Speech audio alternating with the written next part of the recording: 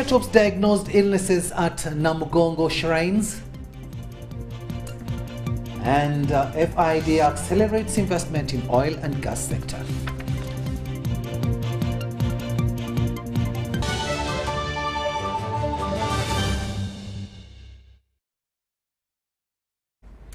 Hello there and welcome once again. Now we're going to begin this bulletin with a live transmission from Namugongo Catholic Shrine, where our reporter Michael Jordan Lukoma is on standby to give us an update on what is going on at the shrine. Jordan, good evening and welcome. Kind of give us an update of what's going on at the shrine right now.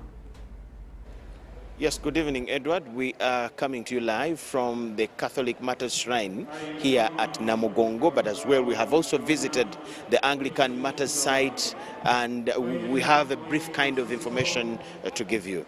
At the Anglican site, there are some arrangements for tomorrow, but as well the picture in general, they're still having construction works that are ongoing, so there are areas of the site that pilgrims will not be allowed to access throughout the whole festivities of the Martyrs Day celebrations tomorrow. That is at the Anglican site. But as well, they have a mammoth crowd of pilgrims from all over Uganda and outside.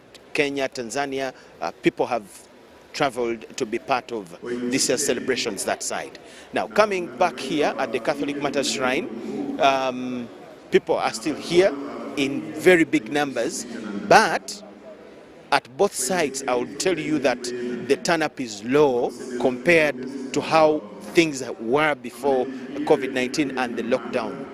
Those days you would not get where to pass. People would be lying and sleeping all over. But today, there is a lot of space here at the Catholic Martyrs Shrine, and that's the case even at the Anglican Martyrs Shrine. So there is something to really look at about how COVID has affected these annual celebrations of the Uganda Martyrs. What is happening here at the Catholic Martyrs Shrine? We have had a number of mass celebrations. The time we arrived here, there was mass being animated by Massakat Diocese. Remember, that's the diocese, the mother diocese for one of the Uganda Martyrs, Kaloli Rwanga, who was killed just up here. And history has it that his head rolled up to where we have the Rolly Lake here.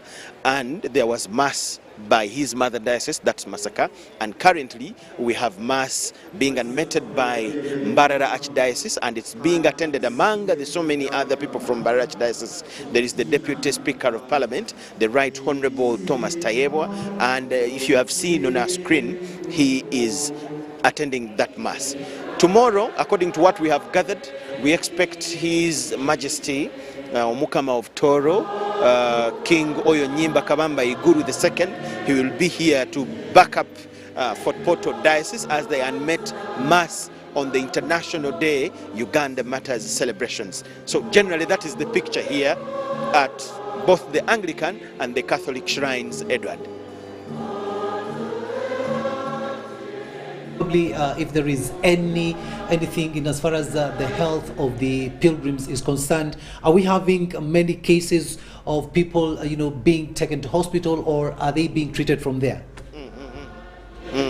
Yes, up the other side we saw a tent where they are treating people that have gotten different health problems that need first aid, and those that need bigger or a higher kind of attention have been referred to other health centers like Angelina here and other health centers that are attached to the church especially.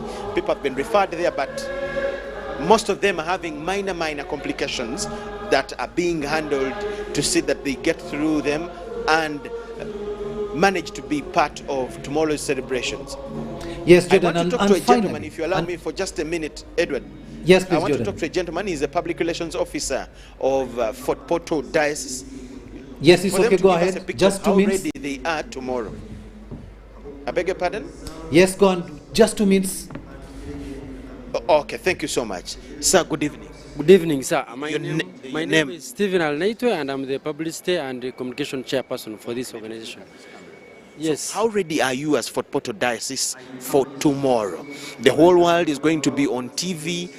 just as many people are already here to watch what is going to happen tomorrow. As for Porto Diocese, how ready are you? For Porto Diocese is much ready. We have been in it for some 3 months now, and we are ready that we know that tomorrow by 9:30, Mass will start with procession, and by 10, the bishops and the clergy should have reached this island and ready to start Mass at 10 a.m. tomorrow.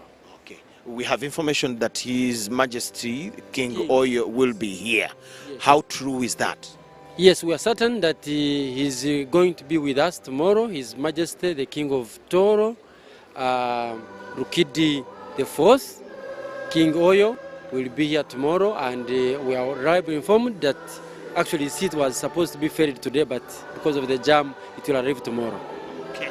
Can you inform the people in the village in the local language in just 2 seconds that their king will be here, so they should tune in UBC TV, not to miss those that would not that did not move to Namugongo, just through this camera? Inywena abantu abakutorora TV UBC batasobera kuija kunu musigaloku murole TV UBC TV murole mkono kwa gena maiso mulisa waitu Robert Mihiro akikora na ibembera misa kanti yo kutungira mugisa tujja kwatulino no mukama waitu oyo nyimba kabambi guru kidi wakana aija kubala hanu abokuba enu mukoro nayo abere agetaberemu abokuba diocese nayo ne mkwataho. Thank you so much. He's the public relations officer for Porto Diocese, and what we have gathered from him, they are very ready in terms of animation for the Mass tomorrow, and the King, he has confirmed, will be here for Mass. Edward, I think that's all I had for you for now. We shall get back to you, that is if we manage to get at least the speech of the Right Honorable Thomas Taiyewa, unless you have something to ask me. Okay, thank you so much, Jordan. Let's leave it at that for now, and that has been our reporter, Michael Jordan Lukoma, giving us an update on what's happening at the Catholic Shrine at Namugongo. More updates will be coming, and hopefully, if we get time, we shall get a speech of the Deputy Speaker of Parliament, Thomas Taiyewa, who is also at the shrine right now. But now let's move on. President Yoweri Kaguta Museveni has said that there is need for African countries to unite for the sake of the continent's security. He made the remarks while delivering a lecture of opportunity to a delegation from New Delhi National Defense College at State House, Entebbe. Philosophical and even strategic mistakes. Africa, as I told you, is the origin of man. All human beings started here. But the population in Africa did not grow as much as the population of out of Africa. Why? Because Africa, with the low level of technology, was good for both man, but also good for his enemies also, for man's enemies.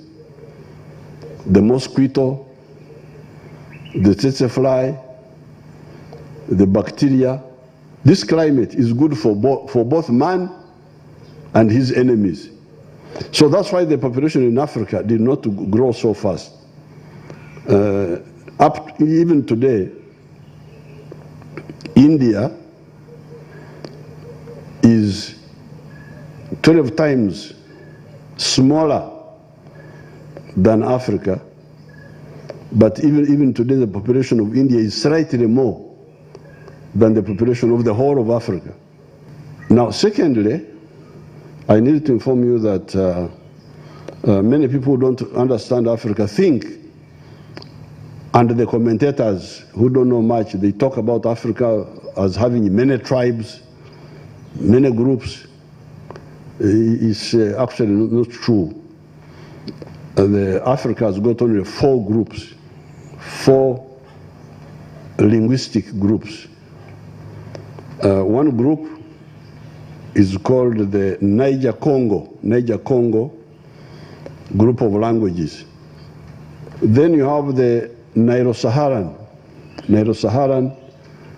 group of languages. These are the languages of southern Ethiopia, northern Sudan, northern Uganda, northern Kenya, northern Congo, parts of Central Africa, parts of even the northern parts of Nigeria. This is called Swahili. So Swahili is a language that doesn't belong to any tribe. Your Excellency, at the outset, let me thank you for giving this opportunity for this delegation and High Commission to call on you and gain from Your Excellency's profound strategic understanding of the region and the world. Your Excellency, this delegation from NDC, their visit to Uganda is a symbol of our deep and broad bilateral relation and close ties between our countries.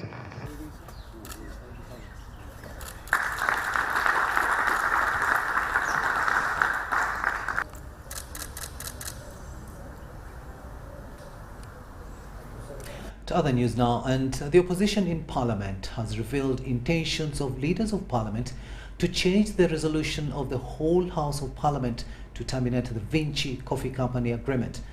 According to the Shadow Minister for Finance, also Member of Parliament for Butambala, Mwanga Chivumbi, the opposition has contacted the Clerk to Parliament to furnish them with a Parliament resolution as per the 18th of May debate that saw the controversial agreement being terminated.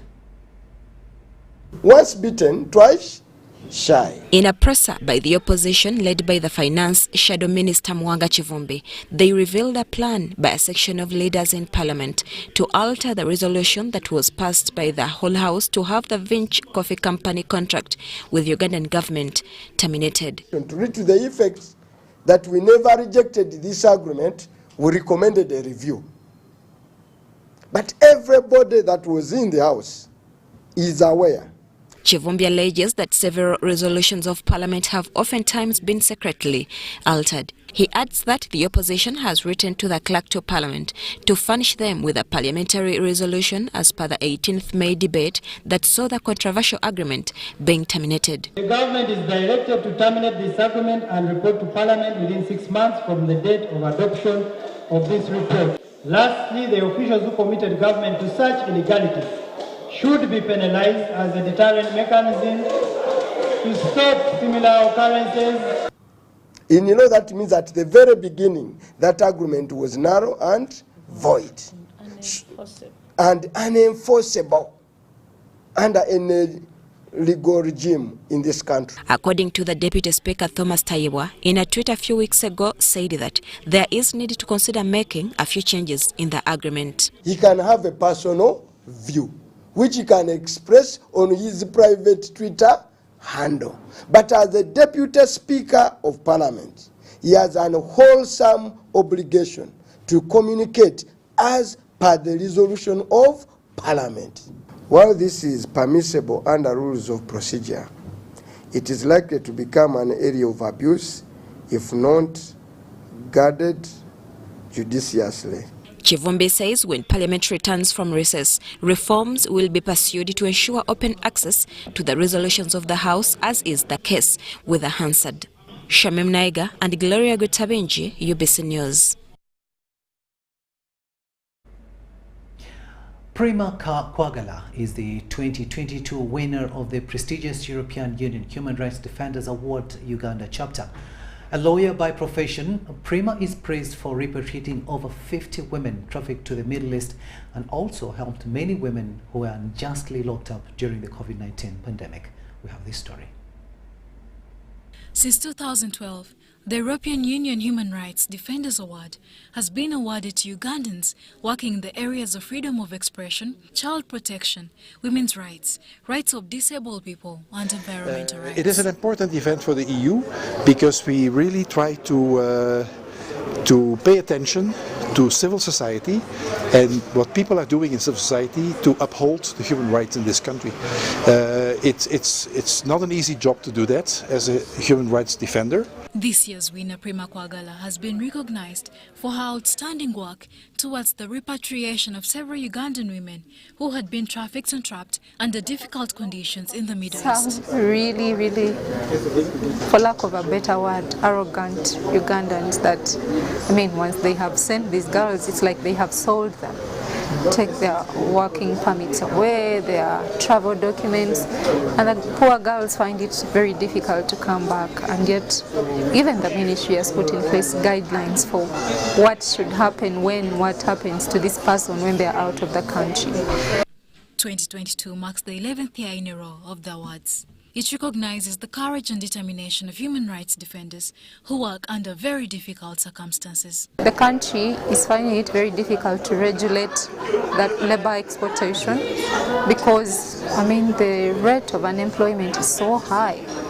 And for some, this is the only way and only means of survival. The two other shortlisted human rights defenders were Kiinangoma for defending victims of torture and human rights lawyer Aaron Kiza. Charlotte Amoge and Dennis Igor for UBC News. Now, hundreds of people in the parishes of Chirema and Chikandwa in Semuto sub-county in Nakaseke district have embraced activities that include blood donation and free medical camp ahead of Heroes Day commemoration on the 9th of this month. Minister of State for Luero Triangle Alice Kaboyo officiated at the activities and challenged Ugandans to use the existing peace and security to participate in the transformation of their country.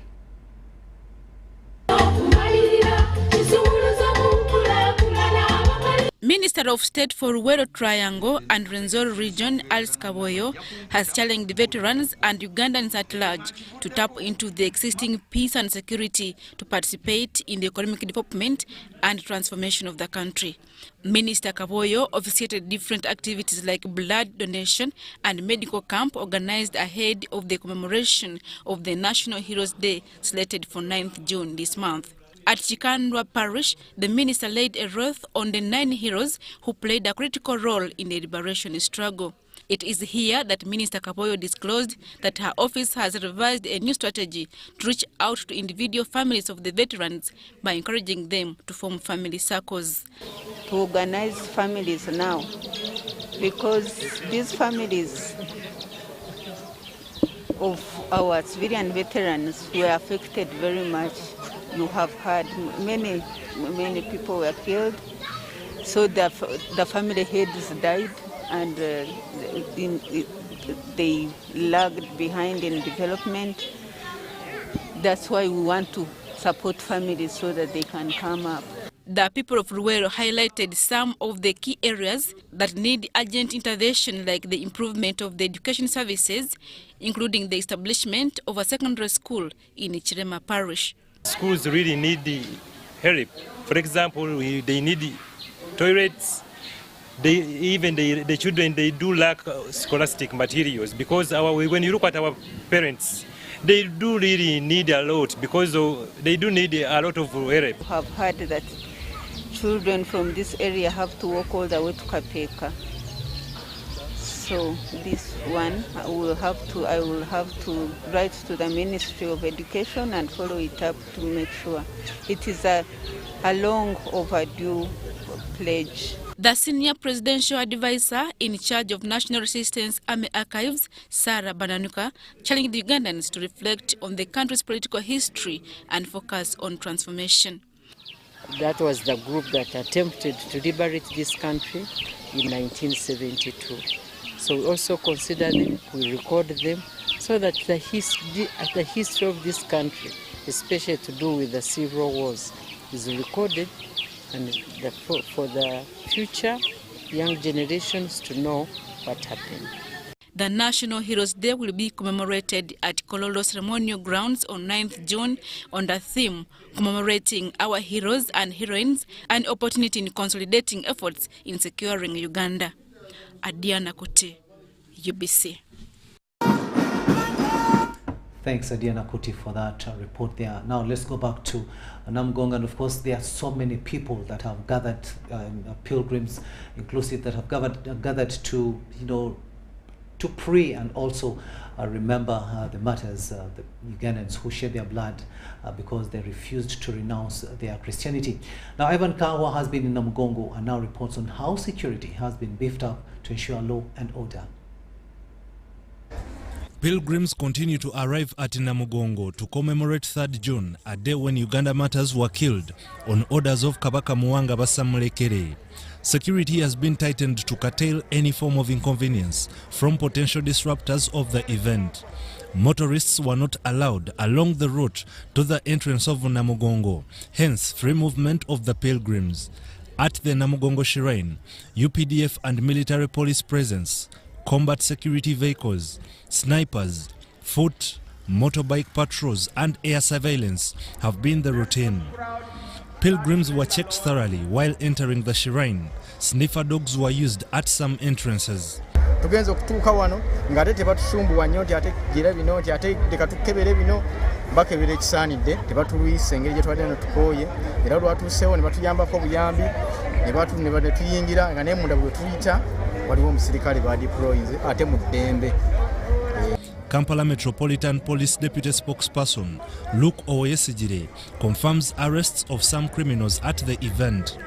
We have registered like 3 cases of theft of money and also made arrests of to close to 12 people, persons who are suspected of stealing phones and also stealing money. They are with us at our different police stations here in Namugongo. Unlike the years before COVID-19 ravaged the world, this time the turn-up seems to be low among the pilgrims. Ivan Kahwa, UBC News in Namugongo. We'll remain in Namugongo momentarily, and as Christians count hours to Martyrs' Day, the business community in and around Namugongo has seen multitudes of enterprise operators increase their stocks with the hope of attracting a great number of buyers on the 3rd of June around the Catholic Shrine. Take a watch. A day Christians commemorate Uganda Martyrs, items symbolizing Christianity, Catholicism and sacrifice made by the early saints are being lined up for sale. Sapule nkulu nnyo eri abakatoliki kubanga Mama Maria ye yazaala Yesu, abajulizi bano gwe bafiirira ye bafiirira Yesu. Kati ensonga lwaki Mama Maria Yesu bwe yali afa yamutulekera ezirimu emitendera. Tulina sapule eno eya bulijjo ey'ebikolwa ebitaano, tulina sapule ey'ebibonyobonyo, tulina sapule ey'okwebaza, tulina sapule eya Yosefu ntunda okuva ku 1,000 mpaka ku nusu ku mutwalo. Kati ensonga lwaki buli zimu zirina emitendera ey'olukumi obuweke bwebwo kisinziira bwe mbusuubudde 2,000 zigenda zirinya okusinziira ku mpeke zaazo. Kiri ku mpeke tekiri ku maanyi oba obubaka buli mu sapule eyo? Sapule ne bwogula eno obubaka bwe bumu n'ey'omutwalo. Food remains the most bought item by pilgrims and natives of Namugongo and the neighborhoods. Food dealers are trying what's possible to supply what's pleasant to customers. We came to make money here. I personally am a farmer. Today, as you can see, the population has increased and people want to see the rotating chicken. How does it taste? I also feel good that my chicken out there tastes good. Retailers whose sales are currently not promising are still optimistic that the left few hours to the day will certainly usher in customers who will aid them earn a living. Last time when we last came here, that business was nice. But this time round, people are buying slowly. I think because it's a general thing, we have a financial quagmire everywhere. I think that's why. But all along things were nice. But now, I hope tomorrow things will be nice. Joshua Kagoro for UBC News in Namugongo. Now, with just hours to celebrate Martyrs' Day, residents who stay around Namugongo Martyrs shrines have narrated what befalls them during these celebrations. They attest that whereas celebrations come with an added advantage like booming business, crime rate goes high during this period. Take a watch. Every year, thousands of pilgrims flock Namugongo to commemorate Uganda Martyrs Day. Residents who stay around the shrines in this area face different challenges. During our visit to some of the residents in the area, we meet the 70-year-old Simon Peter Rubega, who has been a resident of this area for more than 30 years and vividly remembers the unfortunate incident during the 2017 Martyrs Day celebrations when a gang of thieves raided his home and fled with poultry. On that very day, we slept normally. Thieves came and made a hole behind the house of where I was keeping the chicken, and they took the entire stock I had. From that day, I had to change even the building, the face of the building. I built that way. Behind me is a fence, so they cannot dig any longer from behind. Here, you have to know that when it is a Martyrs Day, you have to be alert of the thieves. They come in big numbers. Others steal scrap, others steal pigs, others steal whatever. Narongo Rubega also narrates the ordeal that she goes through, ranging from restricted movements and high transport costs that come as a result of blocked roads by security. Abatuuze entambula ebeera nzibu kubanga enguudo bazisiba. Abantu baba babonaabona babayisa eri kyaliwajja Nabwojo ne bagenda Nsawo Road paka eri wansi Nakiyanja. Tukosa kubanga olw'ensonga tuba tulina okugenda ne tukola okukomawo ne bakuyisa ate wala ne bakongezaamu 10,000. Abadde agenda ekireko gira 3 mu kibuga 5 mu Kakaaga. So n'ekyo kitukosezzaamu nga ffe ab'oku kitundu. This is another homestead. We meet a 48-year-old Narubega Stella, a mother of 4, and today she is home with her children who did not make it to school due to transport challenges. Kati abaana abamu bakoma okusoma ku Mmande nga balinda kalooli paka wanaggwa. Abalala bakoma ku Lwakusatu. Naffe transport bamutuseera nga tujja eno kati okuva Ekireka paka wano bakwetera 3,000. So anyway, kalooli tumwagala mulungi naye obuzibu bwe tumufunamu byebyo transport abayaaye ababbi byonna. Kamregia Robert, another member of the homestead, attests that whereas the celebrations come with many advantages like booming businesses around the area, criminals take advantage to steal from people in the area. Agenda oba mu town oba kola ki wadde olina kyoyagala nga tolina w'oyita. Ekirala mugiramu n'aba abatwala ebintu by'abantu. Kuba tomanya ani azze kulamaga nazze kukola bibye. Kyekitundu kyaffe kirungi naye ababbi bazze bangi. Essimu bagibbye ate nkyalina essimu nkutidde ezo. Saddam Mubale. Still in Namugongo, over 2,000 people at Namugongo Martyrs Shrine have received medical services from different health stations deployed at the shrine ahead of tomorrow's celebration. Pilgrims who present with different health issues are worked on immediately and critical ones referred to health facilities for better management. Now, some of the health services offered are COVID-19 testing and vaccination, first aid and emergency services and medical advice. The number of those seeking medical attention increases by day, and medical practitioners assured the pilgrims that they have enough medical supplies to cater for anyone who seeks medical attention.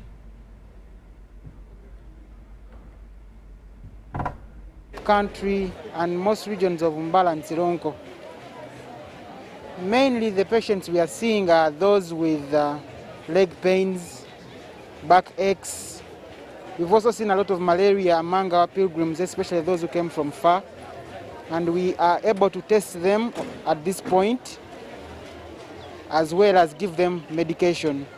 We are mainly giving first aid care, so we don't really do a lot of the medical. But we have got supplies to also help those with other ailments. For example, those who are diabetic and they did not come with their medication. Those who are hypertensive who didn't come with their medication. We've had some of them who are low on glucose or cases of restoration of family links, people who get lost along the way, people who get lost within, and they also come to us. I just found out from our statistics that Today we have worked on 15 cases, and so far so good. 14 are successful. We've been able to link people to their loved ones. We are still tracing for one person, and I'm hopeful that by the end of the day, we shall still connect them to their loved ones. All the cases that are coming in are manageable. Our team are experienced. We have enough in our stock, enough logistics. We have ambulances like you can see everywhere. Whenever we get that a case that we may not handle, we refer. But as for today, we haven't had any referral. It's only yesterday where we had 2 cases that were referred and were worked on.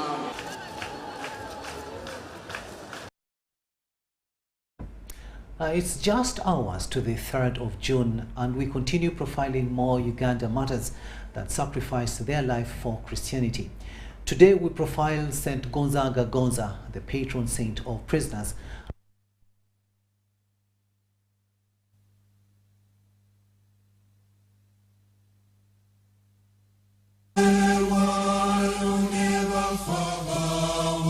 The life and martyrdom of Saint Gonzaga Gonza. Gonzaga is the patron of saints, of prisoners, travelers, the ill-treated and those in trouble.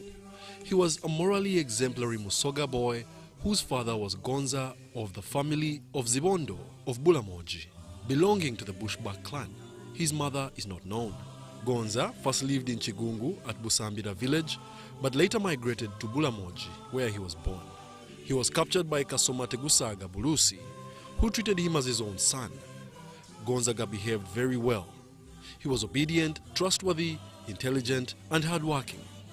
When King Mutesa I wanted good boys for his service, Tegusaga selected Gonzaga from among his sons at the age of 12. The boy worked in the private section of the enclosure under Joseph Mukasa Balikudembe, who soon converted him to Catholicism. After the execution of Athanasius at Nachivubo, the death march started off again, and Gonzaga was among them. He was baptized on the 17th of November 1885 by Father Laudel at Nalukolongo Mission Station. They climbed the old Kampala Hill, crossed the present-day Chitante Road, and then climbed Mulago Road into Chira to Chiwatule village, where Chigowa Ministry of Andrew had been built. The prisoners were allowed to visit the place of Andrew Kagwa, who had been executed a day before at Munyonyo. There was nothing left, neither men nor goods, except some rubbish scattered around the courtyard. It was then that the new arrivals, James Buza Baliao and Bruno Serunkuma, joined the march. They had been arrested after the general arrest, and they had spent the night at Mengo, but they did not meet other prisoners there. After an hour's rest, they continued with the march to Namugongo. Although Gonza was more determined to continue with the journey, he collapsed on the way at Lubao Junction. He was speared to death by Mukajanga in the afternoon on Thursday, 27th May, 1886. He was a youth of about 24 years old. The life and martyrdom of Saint Noah Mawagali. Noah is the patron saint of the poor, the technicians, and the artists. His father was Musazi and his mother Meme. He was born at a place called Nkazibukuku in Singo. He was born in a family of 9 siblings. Unfortunately, by the time he suffered martyrdom, there were only 2, himself and his sister Munaku. By profession, Noah was a porter of the county chief. His wife was Chikua and had 2 children. His sister was later baptized Maria Mechilda by Father Laudel. The baptism took place on 2nd September 1886 after the Namugongo Holocaust. He met his death on 31st May 1886 at the age of 35 years at Mitiana by the executioner Mbugano.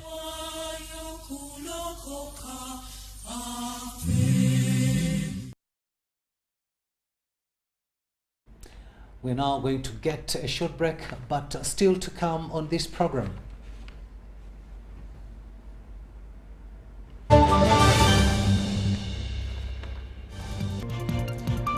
Court of Appeal confirms Abdul Katuntu as Bugweri County Member of Parliament.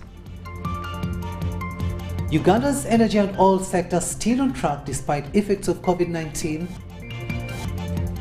And diminishing quality of soil cited as a major hindrance to Uganda's agriculture.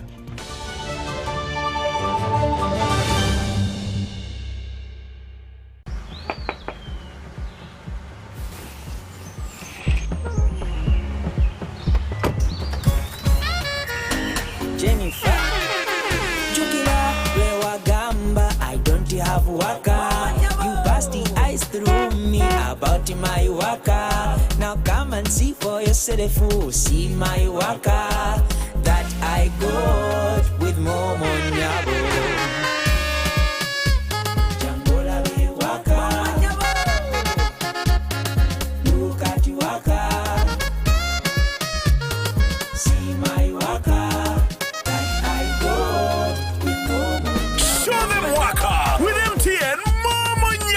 Simply deposit 20K or more on your mobile money for a chance to win 3 Toyota Succeeds and money to 2,000 lucky winners every week. We're giving away 24 cars and over 2 billion shillings of mobile money.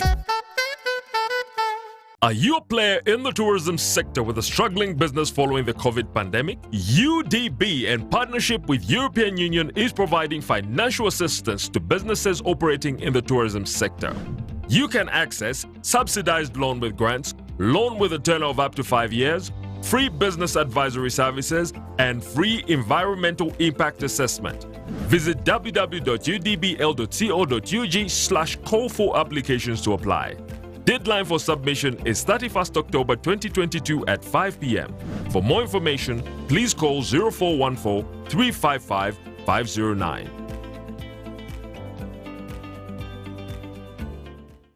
Football packages, great entertainment, sports, the local content, telenovela, the movies.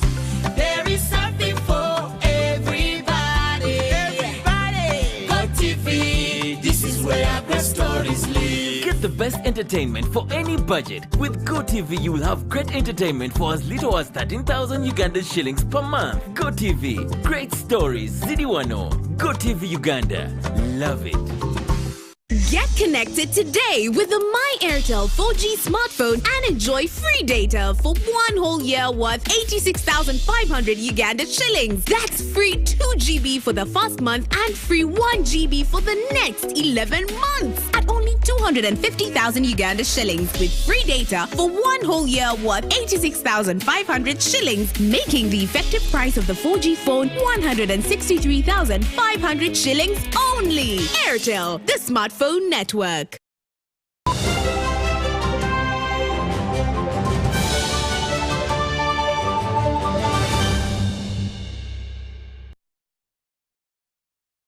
Welcome back from that break, and this is News Tonight here on UBC TV.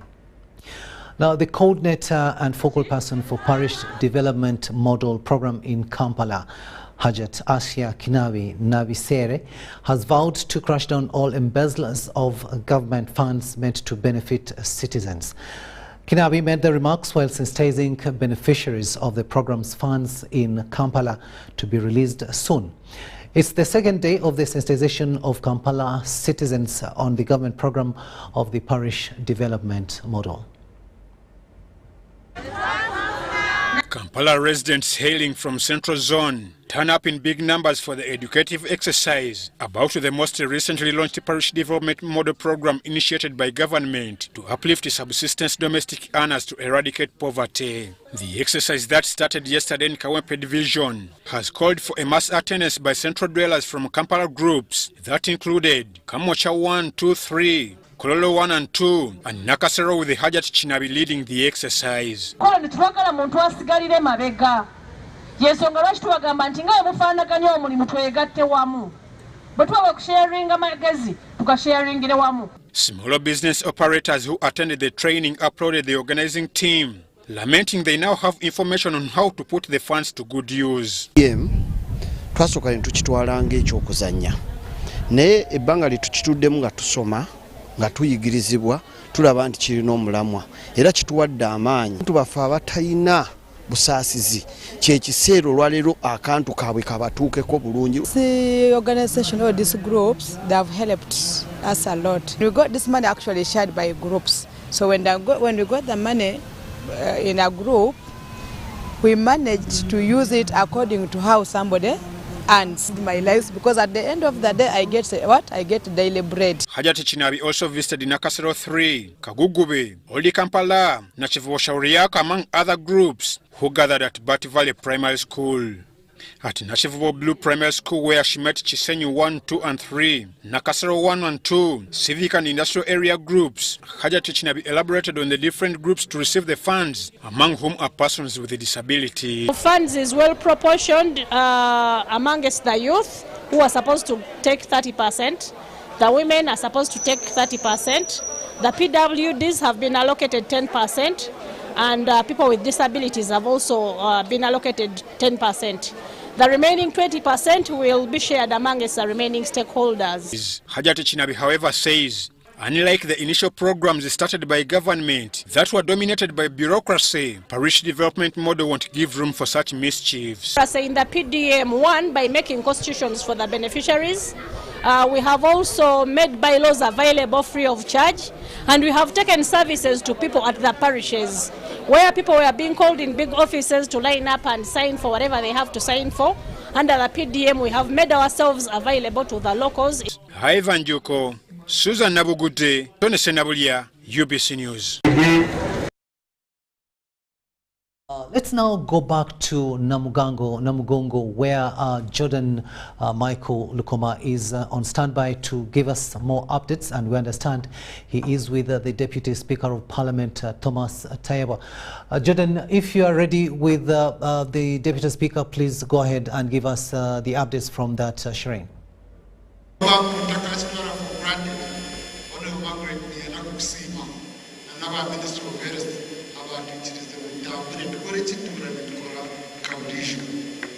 Ndikuendera nienda kusikia baramajaba rijiro muri Kiinangoma Parish omuri mitoma abo wingi bajya binzi muno batawe nimwe mwebare mnoga kandi nyachakare katujire kama naza kumatwere bire tujiro mukoro munji kandi urwo twinamani mingi gokuzana kumarira Firika Parish iyo twire tugeza ubome kama mwebare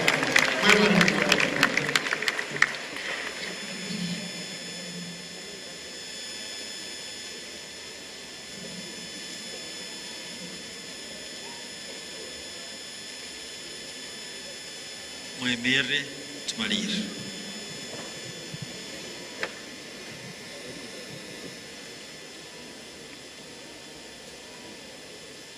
Mukama abe nainywe.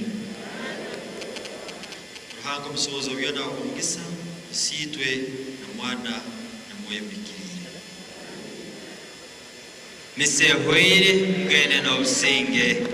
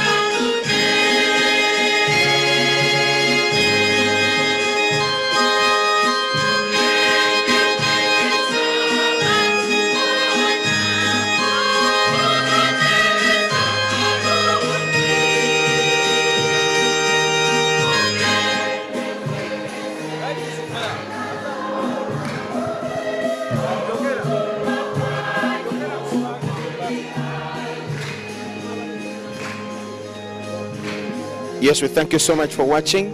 You are still live on UBC TV, and we are giving you mass that is being animated by Mbarara Archdiocese here at the Catholic Martyrs Shrine in Namugongo. The mass has been attended by the Right Honorable Deputy Speaker of Parliament, the Right Honorable Thomas Tayebwa. We didn't get his speech We just got a little of his speech, but we want just at least a minute or two to hear from him live on UBC TV. We thank you so much for watching. Right Honorable, good evening. Good evening. Yes, you are live on UBC TV, and at least a minute, a word or two. Why did you manage to make, how important is this particular mass to you? This is important for me as a believer, as a Christian, and a stronger believer in the face of our nation and the resilience of our country. We've been going through very, very hard times as a country because of COVID and the world. And this is not only Uganda, but all over the world.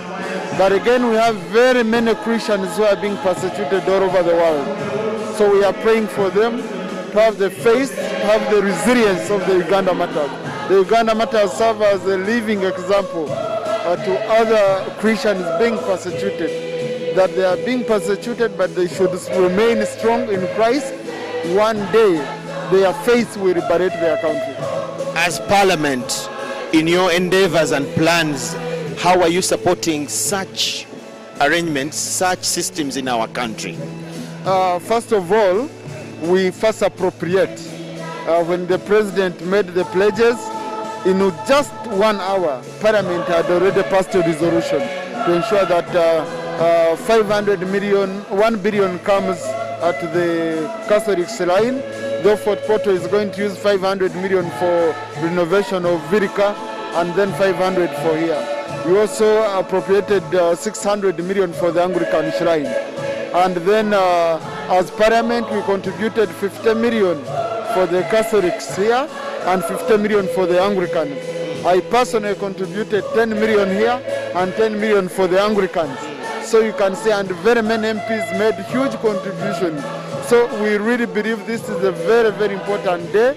And as the Parliament, we are proud to be associating with the Christians and all believers who are celebrating this important day. Okay. Are we with you tomorrow as well? Yes, tomorrow I'm going to be praying at the Anglican shrine because Ankore sub-region is the one going to be reading the Mass, and that's where I come from.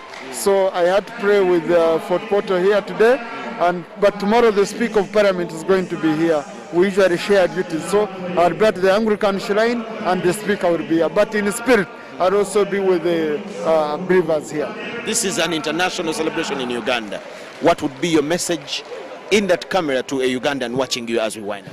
You should be proud as a Ugandan that you had people who had to die for you, to die for the faith that is moving us forward.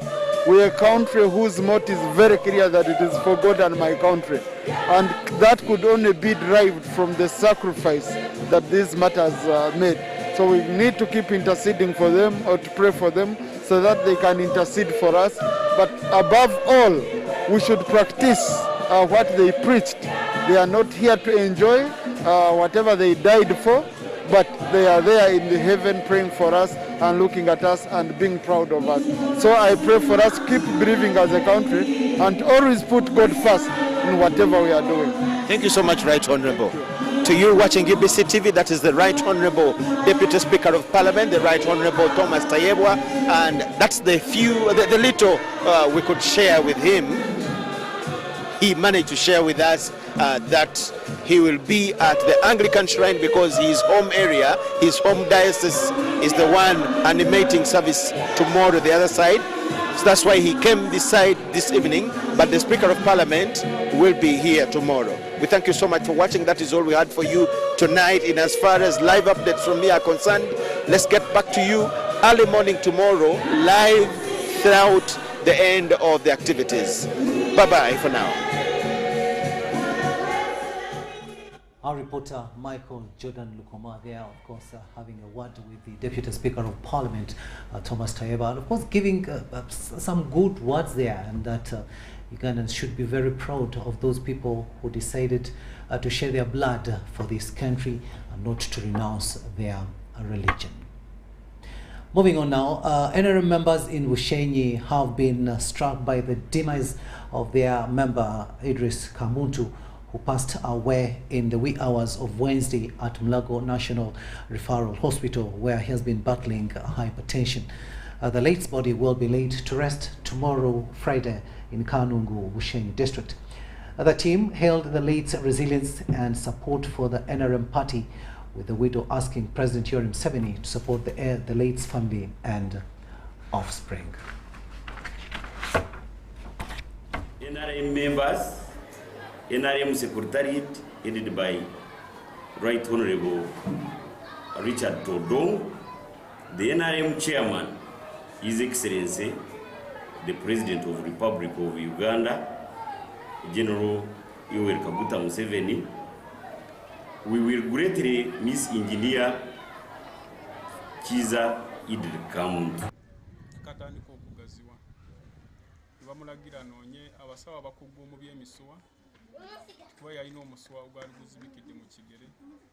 Jesus' vision, he wanted his kids to be in better schools, but he has gone when the kids are still young. This one is in the middle class, and this one is in the baby. Now I don't know what I'm going to do. Oh. Government, I need you.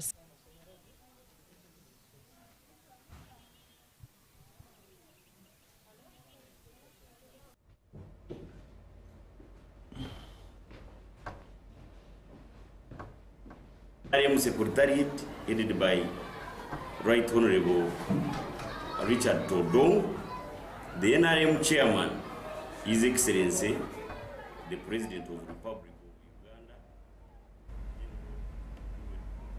And may the soul of the late Rizka Muntu rest in eternal bliss. Now, Uganda Healthcare Federation has convened its annual general meeting that showcased various achievements over the past years, despite challenges and limitations of the COVID-19 pandemic. Studies by World Bank indicate that private health sector provides 60% of health services consumed in Uganda. Executive Director, Uganda Healthcare Federation, Grace Sally Chiwanuka, said that the experience of COVID-19 pandemic and both its long and short-term effects on the health systems and populations were immense. Work on. We need support when it comes to investment, in terms of allowing the private sector to have a softer ground when it comes to making those investments. We find a lot of encouragement for international investors. We'd really like to see how can we encourage cottage industries in the health sector to be able to thrive. A lot of times we talk about service delivery only, as in terms of clinics, hospitals, but we have manufacturers in health, we have ICT in health, and all those sectors could really do with support to grow and to be able to do more in terms of the health system. I think if the President had assented to it, but he didn't.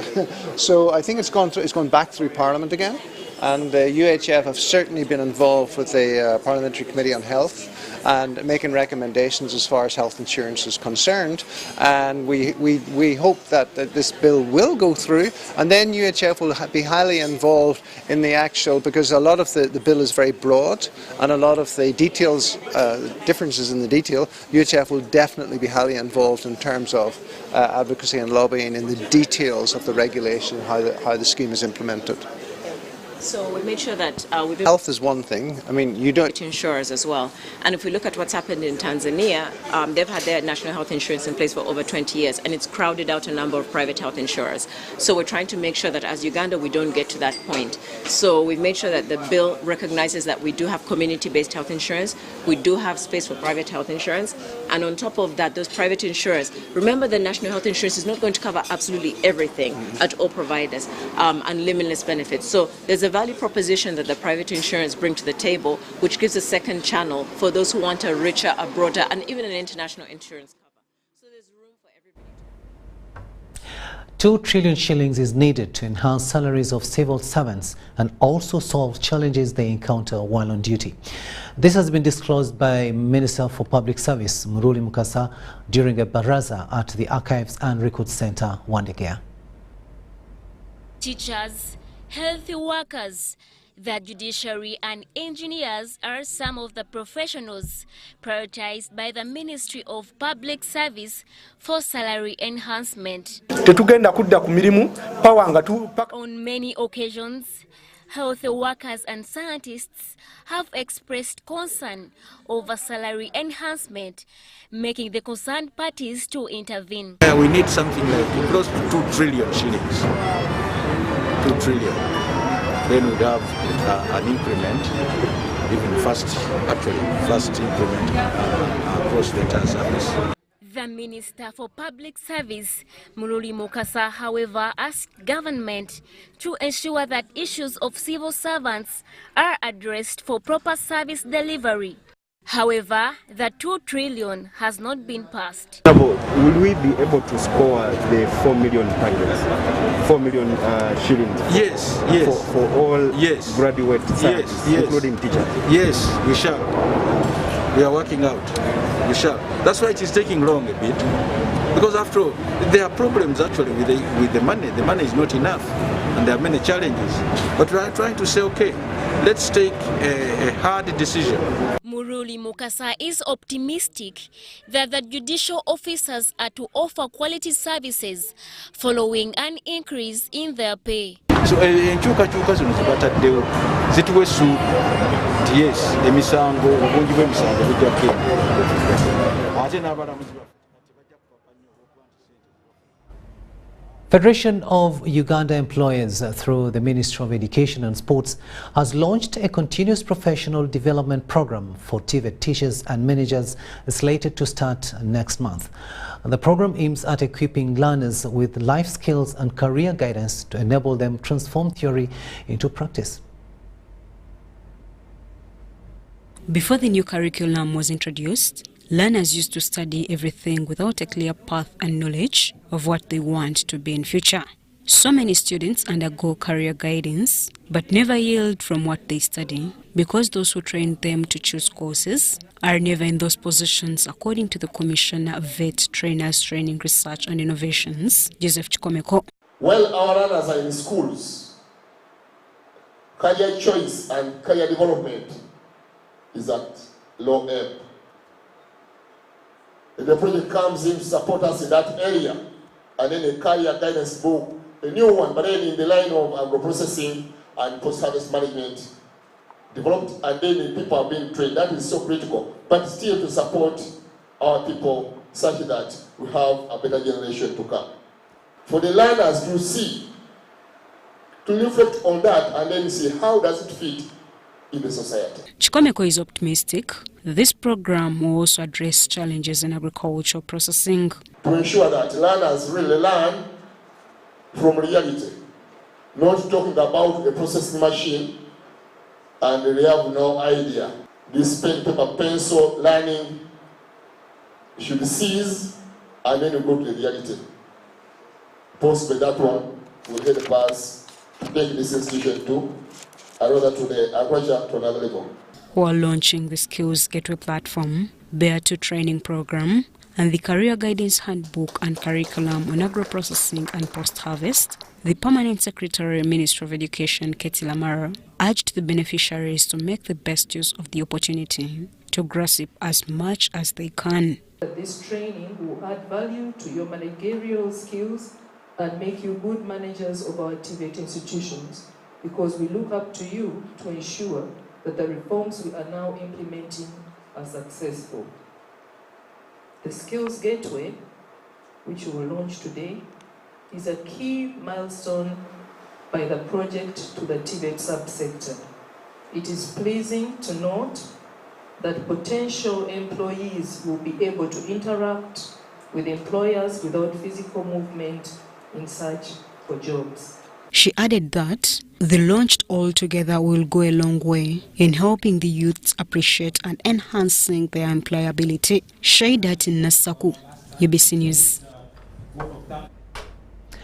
Now, over 6 million houses are not connected to the national grid and are in need of electricity for production and consumption. According to the Electricity Regulatory Authority, only 1.8 million of the targeted 8 million are connected. Electricity Regulatory Authority has today signed a memorandum of understanding with the Directorate of Industrial Training as a way of skilling more Ugandans to take up electrical installation and maintenance jobs.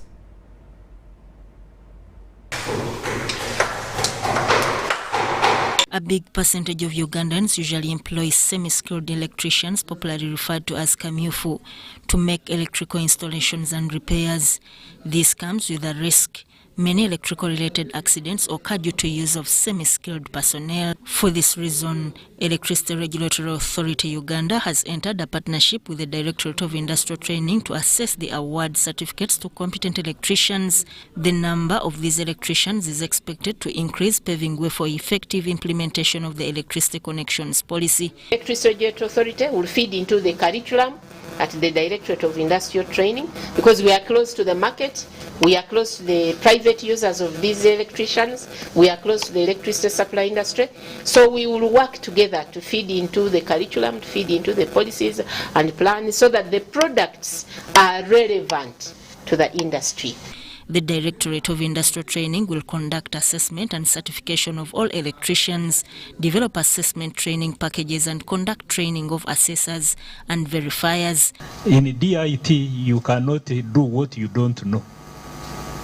In order to assess domestic electrician, you should also be a level above and competent. And we are saying also the assessors and verifiers, they should also be certified by ERA. They should be, that is what we are bringing in board. That's why we came with Industrial Council and also the person in charge of assessment and certification. No more deploying people to go and assess when they are not registered, certified by ERA. The chairperson, Industrial Training Council, Dr. Ruth Biyinzi Kamsoke, is pleased with the new partnership, saying it is going to improve the standards of living and safe energy use practices. And now with the oil and gas, after the FDI, a lot of activities have started. And the main people on the line are the electricians. There is a lot of work being done around there. So this collaboration is very, very, very timely to ensure that we have the right people that are doing the right things. And I think that for me and as somebody also coming from the private sector, this is welcome. Sudat Kaye, Henry Muganga, UBC News.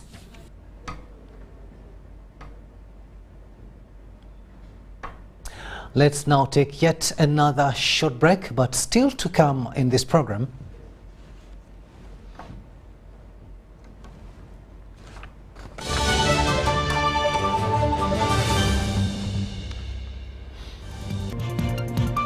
Children showcase rare Special Olympic skills.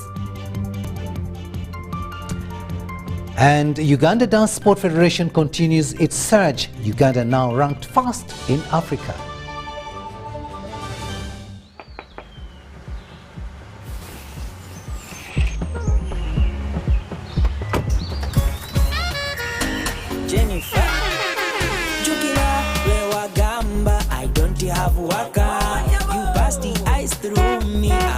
My waka, now come and see for yourself. See my waka that I got with Momo Nyabo.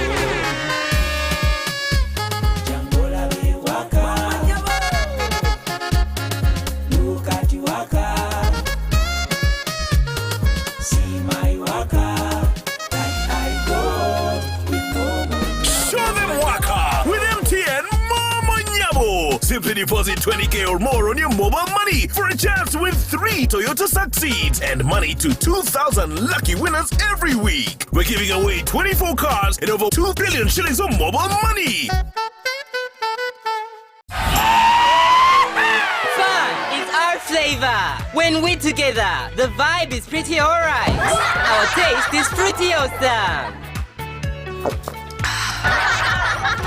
We are Uganda's #1 fruity refreshment. Enjoy Mirinda Fruity, Uganda's #1 fruity refreshment.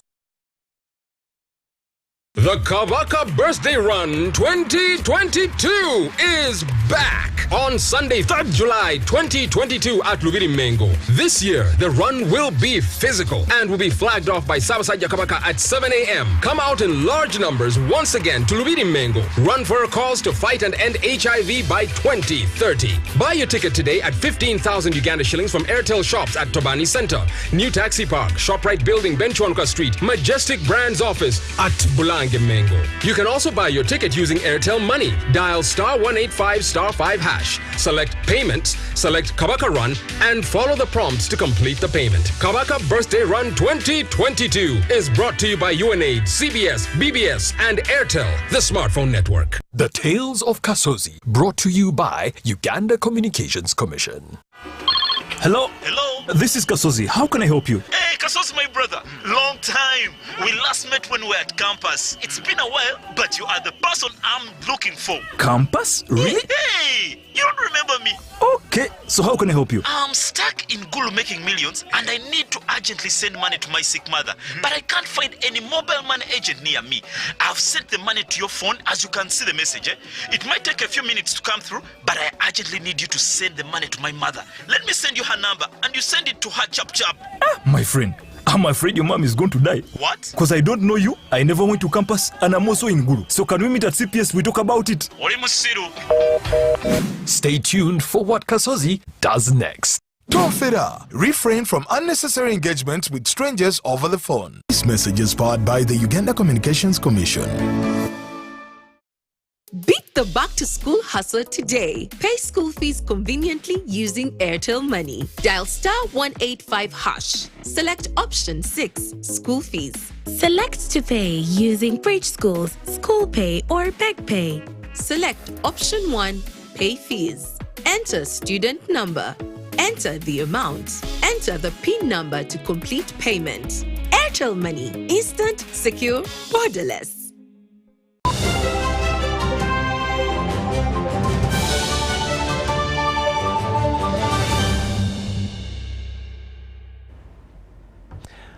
Welcome back. Now let's have a look at what's happening in the world of business.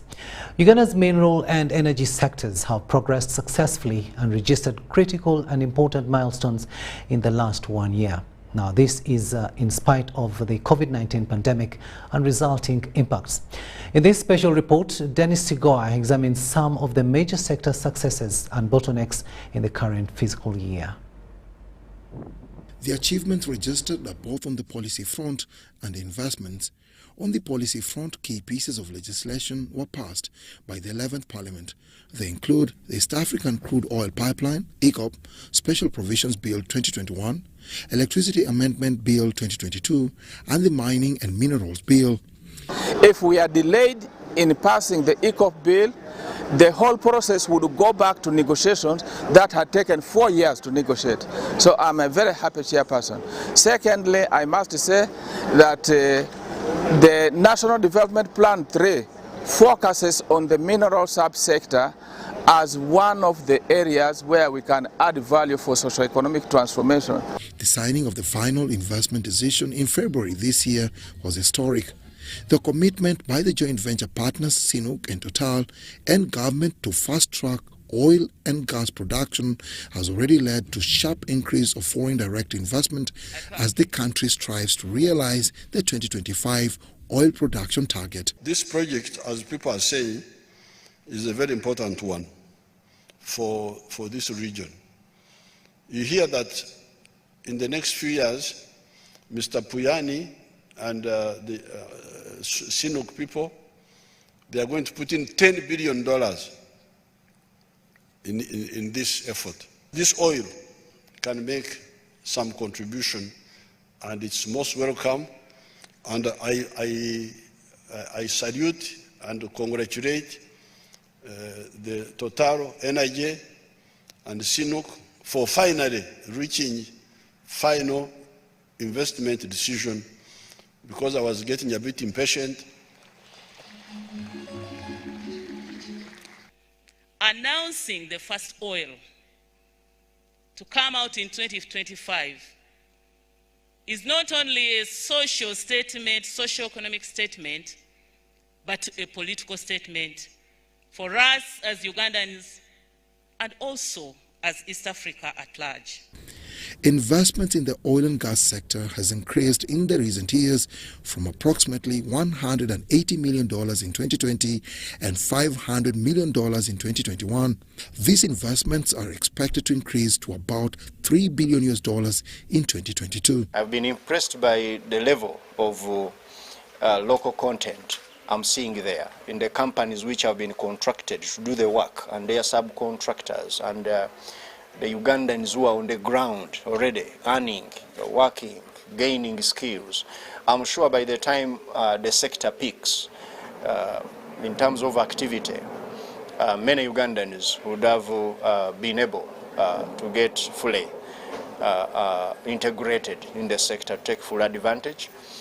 It's within the same period that government in partnership with the development partners unveiled the National Oil Spill Contingency Plan. Pursuant to the international standards, corporate actors in the oil and gas value chain bear the duty of due diligence, requiring them to identify, prevent and mitigate adverse environmental and human rights impacts flowing from their operations. The responsibility to pay for the cost of the spill remains on the international oil companies, and where government of Uganda is required to intervene in case of a national disaster, the costs of government will be borne by the international oil company that would have resulted into a spill. The oil spill contingency plan will enable redress for any of these adverse effects. Our experience around the world is that many countries put plans like this in place long after they have produced oil, but also, unfortunately, after incidents that are not desirable have occurred. Commercial production of oil and gas requires infrastructure such as production wells, processing plants, pipelines and storage facilities. Petroleum supply infrastructure will also be required. Primarily, licensees and operators shall implement preventive measures to ensure that oil spills do not occur, and in case it does, detect quickly, stop and limit the consequences. The energy sector has also recorded significant development in the one-year period, most especially on the solar development. As the government strives to get majority of the population into the money economy, reliable and efficient power supply, even for the marginalized communities, is paramount. Some of the new plants commissioned include Lolwe mini-grid in Namayingo district on Lake Victoria, Lamo mini-grids in Lamo district, and the 4-megawatt Busitema solar power plant. The aim is to increase access to electricity for productive uses based on renewable energy technologies. The initiative by government and development partners seek to improve the energy mix dilemma. Presently, close to 80% of Uganda's installed electricity capacity is from hydropower. Other energy sources are from cogeneration, thermal and solar photovoltaic. However, compared to the mineral sector, the energy sector is facing numerous challenges that impede on its steady progress. This includes vandalism of electricity infrastructure, power theft, access to and cost of connection, and loss of public funds through dimmed energy, among others. People vandalize. We are making efforts to expand the grid, to get these mini grids. People vandalize, they steal the wires. Giving away 193 billion Ugandan shillings every year for dimmed energy is just not realistic. It is wasteful. We have more than 211,000 customers waiting to be connected.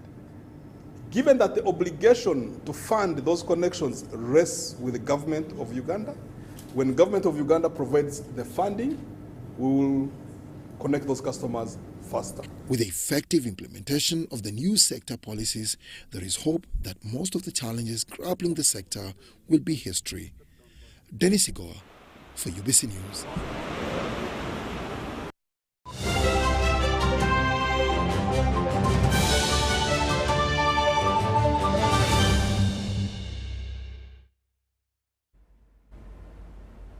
Sports news now, and Uganda Dance Sport Federation is reveling in success attained from their various international outings, starting with the World Breaking Championship in France last year.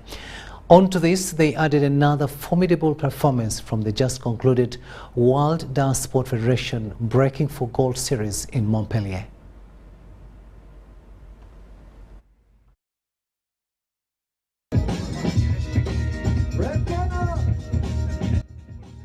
At the Breaking for Gold series, which double as the 2024 Olympics qualifier, Uganda sent 3 representatives, with Ronald Ndaula finishing a decent 21st and propelled Uganda to 21st of 106 nations.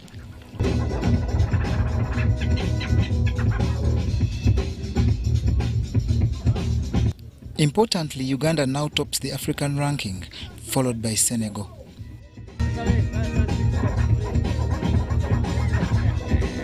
From this championship that also featured Samuel Ziraye and Stephen Opio, Uganda learnt many lessons that will make it better. So what we need is to have more competitions which are in the sport concept, because breakdance has been here in Uganda, all in the world, but in the street and social entertainment. But the sport has some sport basic areas whereby we should make sure that our athletes, they concentrate more on that area. So that's what we're going to work upon. So we're going to work upon having more battles which are on the sport, organize the structure or the sport rules of play, so that our athletes, they get used to the sports concept and the sport judging system. On the local scene, the Federation plans a surge on the community to spread the sport further, especially through school competitions. Locally, what we have in the pipeline more is to come back in the community while engaging institutions. We are having the World Breaking Championships that will be in Beijing, China in November. So come August, the Federation has already issued the roadmap and the calendar for the qualifiers for World Breaking for Gold Championships, and we are going to start with the regional qualifier as we did last year. What follows on the international stage is the Breaking for Gold series in Madrid, Spain, where Ibrahim Kaira will be among the athletes. John Barnes, Sentamo, reporting.